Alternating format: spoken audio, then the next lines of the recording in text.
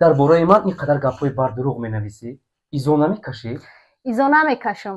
чикор мекунӣ? ту фикр намекунӣ ки мо зан дорем, фарзанд дорем, падару модар дорем, онҳо хавотир мешаванд, маро дар садама мекушӣ, маро дар кадом як ҷанг мекушӣ? фикри падару модарта ки мекардӣ, ихе духтароро пас намезадӣ. кадом духтар хонат рафтаи авсақулӣ? бо чанд нафар милисаву чанд нафар ҳавоиёяшон ба сари маро омаданд, ба қавли саҳифаҳои фейк мехоҳанд маро бадном кунанд, туҳмату таҳқир кунанд, таҳдид мекарданд, мо туро аз вазифа мегирем, ту бесавода ки кор бамон, ҳамин хонаи шавҳартай ё ки хонаи отатай? ҳамихе савол метаҳанд. вале натавонистам аз ҳисоби касе зиндагӣ кардан, аз ҳисоби касе чизе ба даст овардан. ҳахе гирья кардам, ҳахе нафасам тангӣ кардаи гирьяра. 3-4 нафар ҳамсоям рафту омади хуб доранд бо ман. зани танҳо маънои ӯро надорад ки ӯ бекас аст, касе ӯро нигоҳ намекунад, касе ба ӯ муҳаббат намебахшад. намекунам. чӣ кор мекунӣ? тамошо кун. метарсам. мебинем. таҳдид мекунӣ? таҳдид нестин. муҳоҷирони азиз, агар айни ҳол моро тамошо доред, мо ба шумо тавсияи хуб дорем. аҳамият дода бошед, мо муддати дароз аст ки як ширкатро ба шумо тавсия медем. ширкати Баха метавонад ки барои документҳои шуморо тахт намудан шуморо ба граница бурда бо сари баланд ба ҷоятон баргардонад. пас бемалол метавонед ки ба Баха муроҷиат кунед. бисёр ҳам ширкати боваринок аст. марҳамат, ширкати боваринок, ширкати Баха. салом тамошобинони азиз, салом подписчикони фаъоли канали Меҳробро. шумо шояд ҳайрон шавед ки мо айни ҳол дар куҷо қарор дорем. рӯз ба рӯз корамон гаштан, рӯз ба рӯз пайи эҷод, рӯз ба рӯз барномаҳои ҷолиб сохтан, ҳамаш ба хотири хушҳол кардани таби шумост.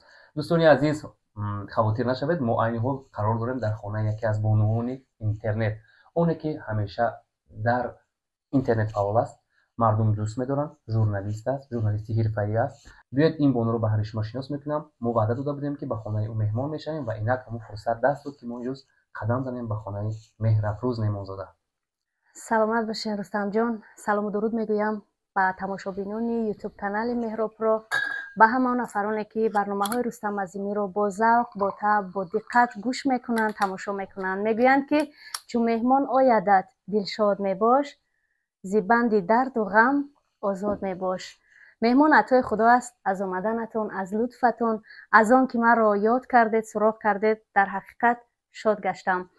дар ин замона чанд соли ахир муҳаббат кам гаштааст ва чун шумо ёди ман кардед, меҳмони кошонаам шудед, бовар кунед аз шодӣ қабат гӯш гирифтам. ташаккур Меҳрафрӯз. бовар мекунед ҳар боре ба ягон сароянда агар занг занем ё ки ягон ҳамкасбо мо занг занем ки мо меҳмон барномаи меҳмонӣ дорем да ва хонат меравем, шояд дар дили ҳамоно чӣ пайдо мешуда бошад? хушҳол мешуда бошанд ё ки боз ҳамин омад, боз хирагӣ мекунад, боз харид кардан дар кор, ҳамин гапҳо ҳаст тав мехӯрад. аз номи дигарон ҳарф заданро Рустамҷон дӯст намедорам, вале ҳар нафаре ки ёди ман мекунад, ҳар нафаре ки меҳмонам мешавад, ҳар нафаре ки суроғам мекунад, ман медонед чӣ қадар шод мешавам. муҳаббатро, садоқатро, эҳтиром гузоштанро дар зиндагӣ дар ҷои аввал мемонам ва дӯст медорам. ташаккур Меҳрафрӯз. инҷо мо омадем ва аз коргардон хоҳиш мекунем ки мо ҳавливу хонаву дари Меҳрафрӯзро як назар нишон диҳад, чунки мо мақсадамон қадам мондан ба хонаи Меҳрафрӯз буд ва нишон додани он буд. чӣ гуна зиндагӣ дорад, бо фарзандонаш чӣ кор мекунад, ҳамарӯза рӯзи Меҳрафрӯз бо чӣ сипарӣ мешавад, фақат бо хоб рафтан ё ки бо кор кардан ё ки умуман бо дар чӣ мегӯянд дар маҳфилҳо иштирок кардан. хулоса пайи ҳамин омадем ки ҳама чиро аз забони худи Меҳрафрӯз бишнавем. бояд бигӯям ки дар як шабонарӯз шояд 3 ё 4 соат бихобам. зиёдтар кор мекунам, зиёдтар ҳаракат мекунам, дар талош ҳастам. мегӯянд ки зиндагӣ майдони мубориза аст. бояд мубориз буд, мубориза бурд.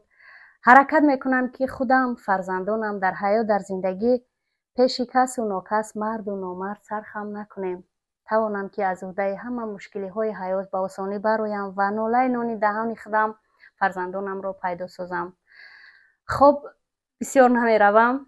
рости гап пай эҷодам, пай омода кардани наворҳоямро худам танзим мекунам. шабҳои дароз фарзандонам танзим мекунанд. наворбардорҳоям низ фарзандонам гаштаанд. пештар маблағ сарф мекардам дар ин наворбардор, он наворбардор ва чун дидам ки фарзандон низ калон шуда истоданд, сарфу харҷ низ зиёд гашта истодааст, онҳоро назди худ шинондам. гуфтам ки ҳамин корҳоро бояд шумо ёд бигиред, аз худ кунед, биомӯзед. و اون مبلغی که من به دیگر نفر صرف میکنم برای خانه و زندگی خودمون صرف کنم. و امروز حتی وارث جان من که صنف یک میخواند الکی منتج میکند، تنظیم میکند برنامه هایم رو. زیادتر پای کار هستم. راستی گپ مهرافروز، این خانه و داره که ما عین حال چشممون رسید، یعنی که دقتمون رو جلب کرد، این ремонти замонавӣ кардан аст. برای یک زن آسان بود که هر یک گوشه این خانه رو مقصد با تمام سند، چون خانه یک ثروتمند بر این چی میگم به قول زمانوی ریمونت کند، برای شما مشکل نبود؟ باور دارم که خرج و صرف داشت. رستم جان مشکل است. همه کار در زندگی مشکل است. آغاز شروع هر یک نقشه و نیت مشکل است، اما چون شروع میکنی دست میزنی، اگر قلبت پاک باشد، نیتت نیک باشد، پروردگار آنقدر قوه و نیرو و توانایی به تو هدیه میکند که خودت بخبر میمونی و میبینی که به چه روزها و چه زینه‌ها رسیده ای. در زندگی میدانید که چقدر درد دیدم، رنج دیدم، مصیبت و ماجرا دیدم، مرگ و مرده دیدم، ناامید شدم، دل شکسته شدم، ولی باز از جای برخستم و مبارزه بردم و با سختی هر چیزی که در زندگی دارم با سختی به دست آوردم. با رنج، با مشقت، با بیدارخوابی، با اذیت، با فکر، با عصبانیت، با گریه. بله، چی جای پنهان کردن است. بعضی مردها با مرد بودنشون زندگیشون رو نمیتوانند پیش برن، از عهده زن و فرزندانشون نمیبرویند. بگذار مردان از من نرنجن، هستن چنین شخصان. من همیشه با اشک از خداوند روزیگی بیان میکنم، منتدار میشوم، منتداری بیان میکنم که با زن بودنم جرأت و جسارتم داده است که میافتم باز میخیزم، میافتم باز میخیزم و مبارزه میبرم. هیچ کار به آسانی، هیچ موفقیت به آسانی به دست نمی آید. می آید البته با دیگر رو، ولی نتوانستم از حساب کسی زندگی کردن، از حساب کسی چیزی به دست آوردن. فکر میکنم که در زندگی مثل مرد شدم و راضی هم هستم از این حیاتی که دارم، چون محتاج نیستم، دست نگر نیستم. خودم مهنت میکنم، ناله دهانم رو پیدا میسازم. مهرافروز، شما با باوری گفته میتونید که زنی خوشبخت؟ بسیاری ها میگویند که خوشبختی زن در عائله آباد اوست، ولی خوشبختی انسان در سلامتی او است. وقتی دست و پای سالم داری، تو میتوانی راه بگردی، تو میتوانی کار بکنی. وقتی در یک کلبه عادی با فرزندان، با جگربندان زندگی پر محبت، آرام و آسوده داری، فکر میکنم که از اون زندگی که تو با مرد هستی و همیشه در حالت عصبانیتی، همیشه خشونت میبینی، همیشه تهمت و تحقیر میشنوی، این بهتر است. و من امروز خودم را واقعا یک زن خوشبخت میشمارم. خوشبختیم فرزندانم، خوشبختیم یک تبسم زیبای آنها، خوشبختیم محبتی آنهاست. فکر میکنم که برای یک زن پروردگار همین قدر ناز و نعمت رو فراوان میداند، هدیه میکند. خودم رو خوشبخت میسابم. چرا نه؟ زنهای اینترنت بسیار تحقیر میشنوند و من نیز میشنوم. من نیز میشنوم. همین چیز شما رو دل شکسته نمی‌گرداند؟ نه. پیشتر وقتی که در روزنامه زن و مرد کار میکردم و نه وارد صفحه های اینترنتی گشته بودم، شرح رو میخوندم، میگفتم که من یک زنی اویلادور، یک زنی زحمتکش در زندگی، اینقدر مبارزه میبرم برای زندگیم. چرا مردم نگاهی ناسالم دارن؟ چرا اندیشه ناسالم بیان میکنن؟ و حتی گریه میکردم، اشک میریختم. دوستان، سرپرست ویدیوی ما شرکت 1x میباشد که در آنجا کوفیسیانت های بلند و بونوس های گوناگون شما را انتظار است. همچنین شخصانی که تا امروز رجیستراسیا کردگی نیستند میتوانید که با پروموکد مهراب پرو رجیستراسیا کنید، صاحب 8000 سوم بونوس گردید. امکانیت را از دست ندهید. سیلک بازی در پایان کامنتاریا. ولی با مرور وقت، با مرور زمان عادت کردم و امروز میدونید وقتی شرح‌های ناجا رو میخونم و وارد صفحه میشوم، میبینم که با نام دیگر کس به قول صفحه های فیک میخواهند مرا بدنام کنند، تهمت و تحقیر کنند. می نویسم که جهان سپاس برای رشک و رقابت و بدی ها و بخیلی هایتان. شما قبول داشته باشید که من زنی شکست ناپذیرم. آنقدر درد و غم و مصیبت و ماجرا دیدم در این حیات که استوار شدم. پرقوت شدم و این شرحهای شما برای من یک بازیچه‌اند. یک بازیچه چشمم نمیپرد و هر کسی که هر چی میخواهد اطراف من بگذار بگوید. انسان ها رستم جان مجبور نیستند که ما و شما رو دوست بدارن، آزادند، میتوانند قبول ما داشته باشند، گوش کنند، تماشا کنند، میتوانند بهای بد بدهند. ما نمیتوانیم همه رو به خودمون جلب کنیم، همه رو مجبور سازیم که نه حتما ما رو دوست بدار. این طور نمیشود و شرحها البته که ناراحت هم نمیشه. من در کامنتاریا شاهد گشتم که یک نفر نوشته است که این خونه که مهرافروز و مثل پرنسس کتای کرده ایستاده است مال شوهرش است و با زوری اون رو از خود کرد. همین گونه همه آبوزها رستم؟ میانی من و شوهرم یگان حالت زورآوری نبود، یگان حالت جنگ نبود، یگان نافهمی. بعضیها به قول هر روز در داخل خانهشون کینو میکنن ولی زندگی دارن. داخل خانه ما یگان کینو نداشت، یگان ماجرای کلان نداشت، یگان مشکلی که باعث بشود ما جدا بگردیم نداشت. اما یک بار زندگیمون پاش خورد و خانه‌ای که من عین حال زندگی دارم اصلا این خانه را برایم پدرم خریده بودن سال 2011 هم. ولی شوهرم کار کردن، قسمی از همون مبلغی که پدرم برای من خانه خریدن همون رو پرداخت کردن دادن به پدرم. قسمی دیگری خانه را خودم از روزنامه زن و مرد که اون سالها بسیار مشهور بود، بله هر محارب بود، پول رو ما با قبچه با لینچه جمع آوری میکردیم صرف کردم. خلاصه که خانه رو با مبلغ خودم، پدرم، شوهرم هر سه یک جای خریداری کردیم و وقت زندگی ما پاش خورد. البته بودن نفرانی که شاید راهنمایی کردن، توصیه دادن به شوهرم که باید خانه رو بگیری، خانه رو صاحب شوی. سهمی تو هم هست؟ بله، ولی البته 3 فرزند دارم. با 3 فرزند در این شرط و شرایط که ما رو راه میدهد، یک روز پدر یا مادر یا برادر روی خوش میدهد، 2 روز، 1 سال، 2 سال. و من از شوهرم خواهش کردم که از تو برای من الیمنت، یگان کمک، غمخوری، دستگیری چیزی لازم نیست. کار کن برای خودت، خانه بساز، خانه ات را آباد کن، ولی من را با فرزندانم آرام بگذار که زندگی کنم. همین طور هم شد؟ بله، ما امروز به همدیگر کار نداریم، در ارتباط نیستیم، یگان مشکلی نیست میانی ما، یگان گپ و کلوچه هم نیست. و بسیارتر در صحیفه ها وقتی در خانه هم به قول استوریا میکنم بسیاری ها سوال میدهند که همین خانه شوهر تای یا که خانه اوتا تای، همخی سوال میتن. بعضی ها نمیدونم از چه حساب اونقدر کنجکاوند، اونقدر میخواهند که من درباره زندگی گذشتم حرفای بد بگویم، شوهرم رو بد بگویم، ولی من خصلتی غیبت کردن ندارم. اون راز و نیازی که در دوران دوستی میان ما بود امروز رو من نمیتوانم فاش کنم بگویم او بد است. همه انسان کمبودی دارد، هر کسی باشد نباشد. گفته بودم باز میگویم پدر فرزندانم است. من خواهم نخواهم فرزندان من دوست میدارن او رو، خواهم نخواهم خون میکشد، خبر میگیرن آینده و غیبت کردن نمیتوانم.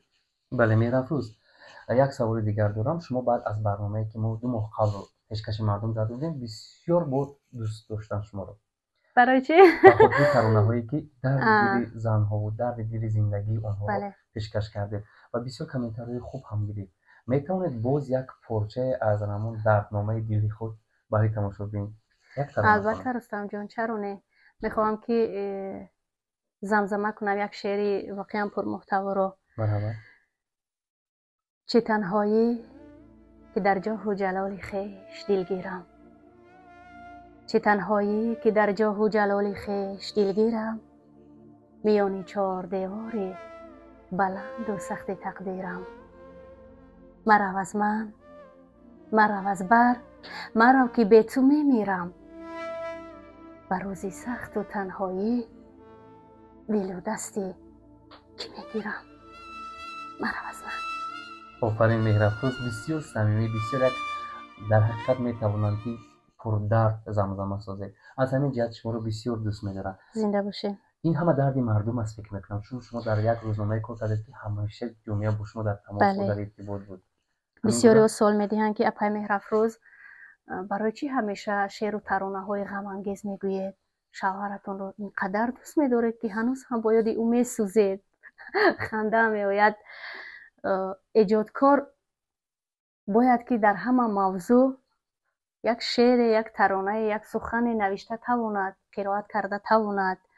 هر چیزی که ما پیشنهاد میسازیم مهم نیست که او زندگی ما را قصه کند. مهم اون که ما از عهده سراییدن، خوب پیشکش کردن، ایجاد نمودن به آسانی برویم.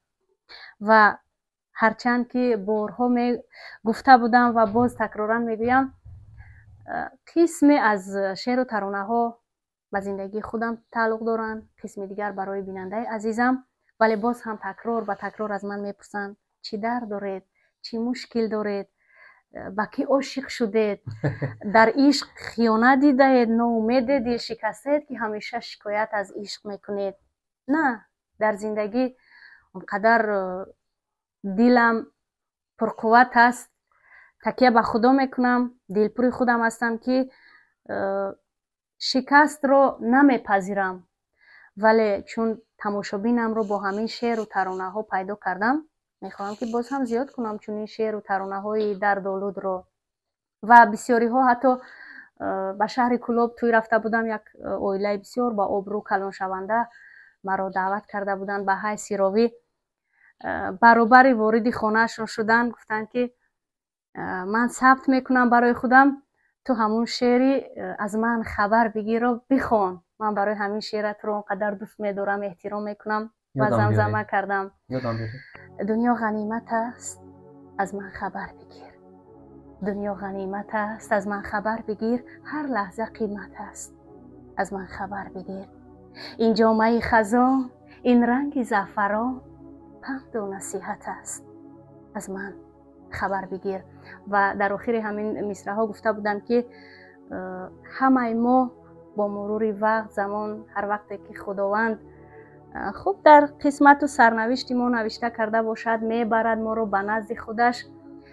لحظه های در حیات بودن، هر نفسی که میکشید، هر عزیز نزدیکی که در زندگی شما هستن، غنیمت دانید، قیمت دانید، عزیز دانید و کوشش کنید که از حال عزیزانتون، از حال اطرافیانتون با خبر باشید، از راز و نیاز و دردهایشان آگاه داشته باشید. دنیا غنیمت است، از من خبر بگیر. هر لحظه قیمت است، از من خبر بگیر. و همین 4 مصرع بسیار مرا میان شخصانی با آبرو، شخصانی منصبدار عزیز گردانید و زیاد به معرکه هایشون دعوتی شدم از حساب همین 4 مصرع شعر. بهترین. مهرافروز، اینجا یک سوال است، نمیدونم با شما چی میگم، باعثی خشم و غضب شما میشود یا نمیخوام پاسخ جویم.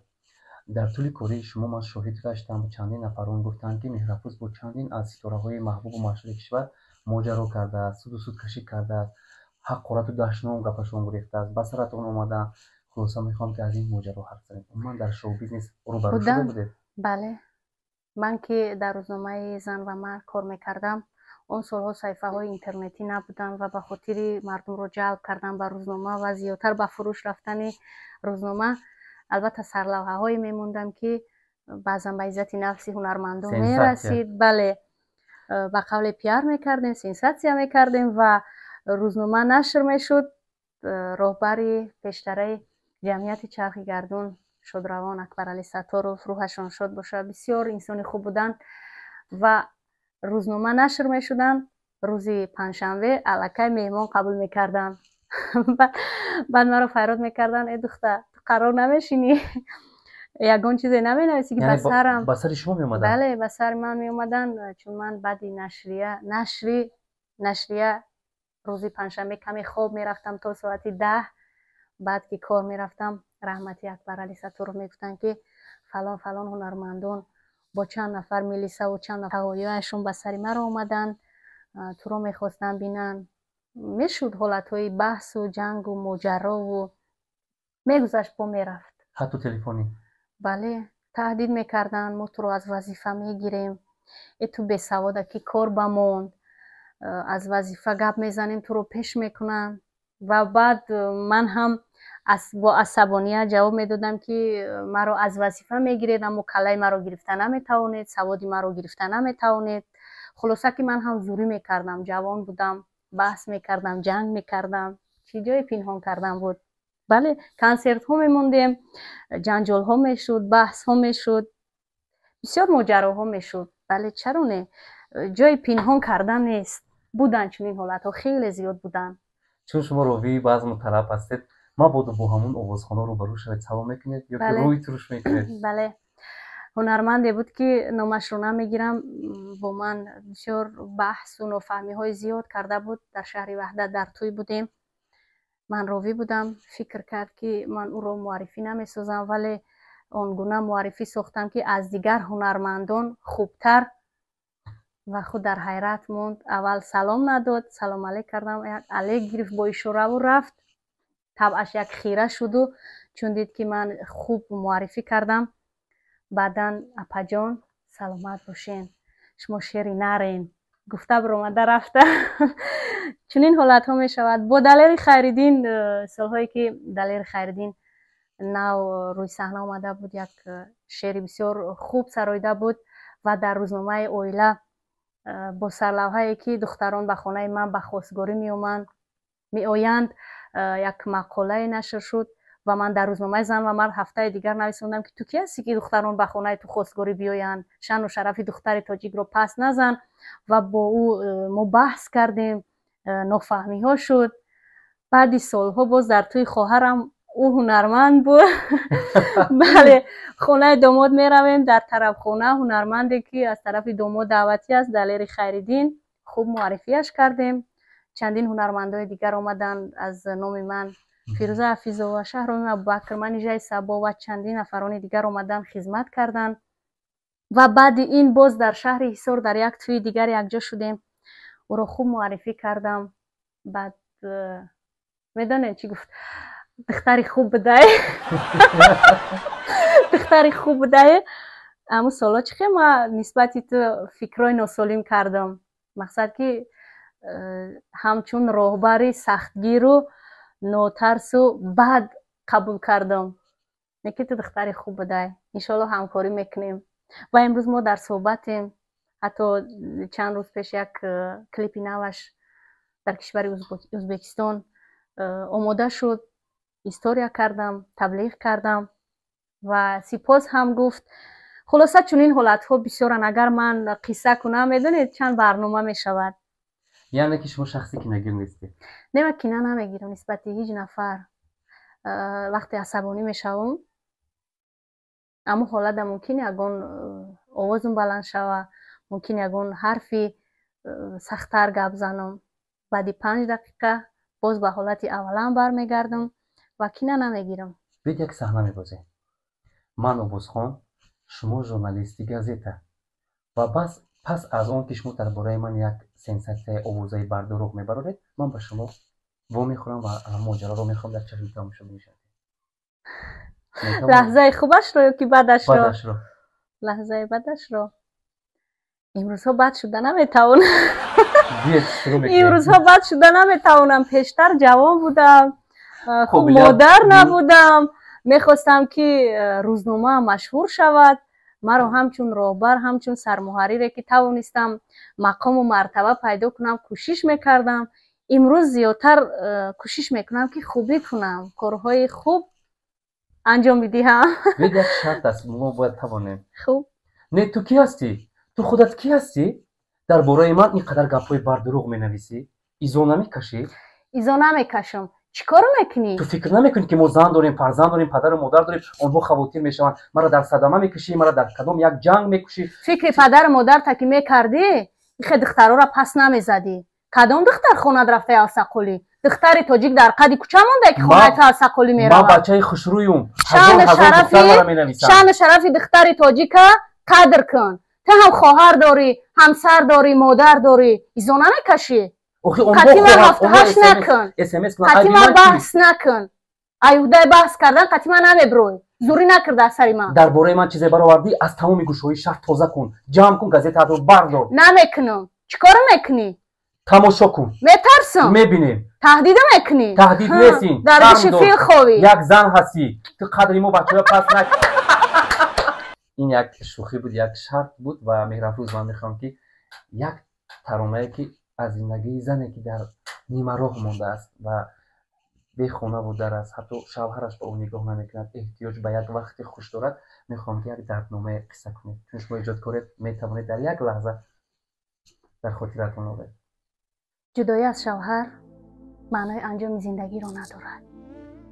ҳар зани танҳо метавонад дар танҳоӣ барои худаш зиндагӣ бисозад, шарту шароит фароҳам биёрад. орзуҳои сабзи дилашро, орзуҳое ки шояд шавҳар, шояд наздикони шавҳар дар қалби ӯ буғӣ карда кушта буданд, дубора сабз бисозад, дубора кӯшиш намояд амалӣ бигардонад. танҳо мубориза бояд барад, ба худаш боварӣ дошта бошад, қадамҳояшро устувор бигузорад ва такя ба худованд бикунад. зани танҳо маънои ӯро надорад ки ӯ бекас аст, касе ӯро нигоҳ намекунад, касе ба ӯ муҳаббат намебахшад. зани танҳо маънои онро дорад ки худованд медонад ки ӯ дар танҳоӣ аз уҳдаи ҳама мушкилиҳо ба осонӣ мебарояд ва шояд тавонои ӯро дида канораш паҳлӯяш марди нотавонро шарик кардааст, ҳамқисматаш сохтааст. пас занҳои танҳо ҳеҷ гоҳ ноумед набошед. шумо танҳо нестед. худованд ҳамеша бо шумост ва метавонед ки барои худатон беҳтарин рӯзҳову лаҳзаҳои зиндагиро фароҳам биёред. дар он ҳолат марди хуб низ дар ҳаёти шумо пайдо мешавад ва аз меҳру муҳаббат шуморо бой мегардонад. ташаккур. офарин. ҳар боре ки ин лаҳза аз забони меҳрафрӯз ин суханҳо мебаромад, одам фикраш ба дунёи дур меравад. рустамҷон, медонӣ барои чӣ ин ҳарфҳоро гуфтам? ба хотире ки ҳамарӯза дар саҳифаҳои ман ҳатто ба гӯшиам занг меояд, занҳои танҳо баъзан гирья мекунанд, мегӯянд ки апай меҳрафрӯз мехоҳем ба мисли ту зиндагиамонро бисозем, мубориз бошем, аз сахтиҳо, аз ҳарфҳо, аз ғайбат, аз туҳмат, аз бадкориҳо ноумед нашавем, мубориза барем, вале наметавонем. шикастаем, рехтаем, аз ҷоямон бархеста наметавонем ва ман дилбардорӣ медиҳам ба онҳо, баъзе тавсияҳои хуб медиҳам ва мегӯям ки насибу қисмат будааст ки шумо танҳо монед. ин маънои онро надорад ки бояд ноумед шавед, дилшикаста шавед, мубориза баред. ба хотири худатон не, ақаллан ба хотири фарзандонатон бояд зиндагӣ кунед. гӯ бояд онҳоро, барои фарзандони шумо модари солим лозим аст, бояд онҳоро камол бидиҳед. ақаллан ба хотири фарзандонатон зиндагӣ кунед, умед бандед ба оянда ва баъдан аз байн чанд муддат мегузарад, занг мезананд: раҳмат апаҷон, шумо да ки моро аз ҳолати яъсу ноумедӣ берун баровардед. барои ҳамин мехоҳам ки ҳар зане ки шояд насибу қисмат буд, ҷудоӣ насибаш шуд, танҳоӣ, ҳеҷ гоҳ ноумед нашавад. зиндагӣ майдони мубориза аст, мубориза баранд. меҳрафрӯз аҳамият додам, дар хонае ки мард нест, вале мардона побел кардану дарахт шинондану дар он ҷо ниҳол шинондан кори зан шуда наметавонад. аммо ман корҳои мардонаро низ мекунам. худатон мекунед? бале. дарахт сафед мекунам, пол краска мекунам, дару тирезаамро тозаву озода нигоҳ медорам. ҳар ҷои хонаам ки ниёз ба таъмир дошта бошад, кӯшиш мекунам ки худам аз уҳдааш бароям. дӯст намедорам хонае ки ман дар он хона зиндагӣ кунаму ягон ҷояш вайрона бошад, ягон ҷояш таъмирталаб бошад. ғамгин мешавам. хонаам ҳавли агаротам низ ҳамин гуна. деҳқонӣ мекунам, ба қавли алафҳои ҳавлима тоза мекунам. хуб изо намекашам аз кори мардона ё ки аз он ки ягон кас механдад. баъзан дар кӯча 20 метр гил шинондагием, побел мекунам, баъд ҳамсоя мегзанам, мегӯяд ки раиса, мо шуморо дар саҳифаҳо бисёртар мебинем, мо фикр намекунем ки шумо кори мардакиам дар хона мекунем. не ки ман изо намекашам ай кори мардакӣ, кори занакӣ, кори вазмин. асос он ки меҳнат кунам, خونم آباد کنم. یگان جای عیب ایزاش نیست. بعضا میگم که دست پام رنگی مردک شده، ای کاری مردکی را یکیش کرانه میکنم. همسایه ها شما رو دوست میدارن؟ یک 3-4 نفر همسایم رفت اومدی خوب دارم با من. با دیگراش در صحبت نیستم. سلام علیک تمام راستی گپ. اما همسایه های دارم که میدونن که من زیادتر پای کار هستم، برای فرزندانم نان پخته میارن، یگان طعامای ملی کنند میارن، یگان معرکه داشته باشم اومده در برم ایستن. خوب، انسان های خوبن، یگان شکایت ندارم از همسایه هایم. در یک نوار شاهد شدیم که شما به ایست گریه میکردید و یک نفری رو مقصد که به نسبت شما چی گفته گفته است میگفتید. موضوع مادر بود فکر میکنم. چرا اون روز گریه کرده؟ وقتی میخواستم که مادرم رو به زیارت خانه خدا روان کنم، همیشه میگفتم که خدا جان هموقع شرایط، هموقع قوه و نیرو و توانایی تیم که اوچمه به زیارت خانه خدا روان کنم، زیارت کنه، دعا کنه در حق ما فرزندا. و خداوند خیلی زود به این آرزوم رسوند. وقتی مادر ما به زیارت خانه خدا روانه کردم، قدر گسیل کردن اوچم برای ما دشوار بود که خیلی گریه کردم. خیلی نفسم تنگی کرده گریه را. اوچم میگه گریه نک بچم، ما سازیم، صحت سلامتیم، گریه میکنیم با ما زیق میشیم. نه که مادر یک شخصی است در زندگی که بدنش دولت برکت. من بسیار اوچم دوست میدارم، احترام میکنم و به خاطر خوشی و خرسندی اوچم به همه کار قادرم. به خاطر که اون مادر نایابترین گنج در زندگی هر یک انسان، بهترین نعمت باید که قدرش کرد. برای به این روزا رسیدن مادر برای ما شما زحمت کشیده، با مرگ دست به گریبان شده برای ما زندگی بخشیده. بعضا میبینم نوارها را که یک مرد، یک زن، یک کلی نسبتی خوشتومن یا مادر به احترامی میکنه، قدر سخت میرسه و قدر گریه میکنم که به قدر مادر رو باید برسیم. وقتی در حیات بدنشون، در زندگی بدنشون، دیگه بعد سرشون و معرکه و خودنمایی و چیزا هیچ معنی نداره. انسان باید در وقتی زنده بدنش به قدرش برسی، نه اینکه بعدی مرگش. بله درست است. روح با پوی مادران هرگز خور نخورد. و این بود برنامه ما در مهمانی خاندان مهرافروز. مهرافروز از آن که ما مهمان شما شدیم و با سوالهای تر و تازه خود خاطر شما را شاد کردیم یا که آزرده کردیم، شما غمگین نشدید؟ از سوالهایی که به حیات شخصی من تعلق دارن، به گذشته من و ماجراهای به سرم اومده، من هیچگاه غمگین نمیشوم، ناراحت هم نمیشوم. پنهانکاری، دورویگی، نقش بازی کردن این چیزا را دوست نمیدارم. هر چی هست بگذار همه بدونن، نه غری است نه دزدی است. حیاتی پر درد یک انسان، بگذار دونن فهمن، یگان مشکل نیست. غمگین هم نیستم. از اومدن شما شاد شدم. خوش آمدید به کاشانه عادی و ویرانه ما. تشکر بسیار از استقبال گرم مهرافروز سرمان به آسمان رسید. و این تنها یک برنامه نیست که ما اومدیم و رویم. باز خدا خواهد با نوبانی ها مهمان خاندان شما میشویم. انشالله بیاین. دوست میدارم. من بالاتر گفتم خصلتی دارم که در هر عید ایام خانه اپا میرم، خواهرام میرم، اکا میرم، همه اولاد اجداد من میفرم که در روزهای خرسندیشون، در روزهای زیقیشون در برشون باشم، محبتشون ببخشم، ای درد دلشون با خبر شوم. یعنی نانی خدمت میگیرم دو تقسیم میکنم که اونا خرسند شون. دوست میدارم. یک مقاله که پیشتر خانه ها از لای شرایط نبود ولی مهر و محبت بود، قدر کردن بود، انسان قدر و قیمت داشت. امروز خانه ها با حشمت داخل قصر زندگی میکنیم ولی نه مهر است نه محبت. برای همین میخواهم که همه انسان ها محبت داشته باشند و قدر انسان ها برسند، دوست بدارن، همدیگر رو احترام کنند. میگن که ما هیچ زمانه هیچ دنیا همه هیچ هیچ زیبهر هیچ بر هیچ مپیچ دانی که زیادمی چی میماند و بس مهر است و محبت است. بله باقی همه هیچ. تشکر مهرافروزی عزیز.